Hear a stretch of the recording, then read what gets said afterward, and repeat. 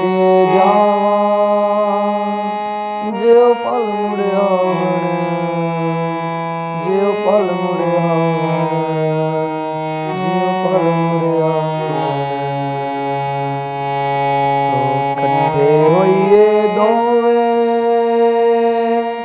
ते वक्त भी खुला होवे ते मौसम होवे सावन ते मौसम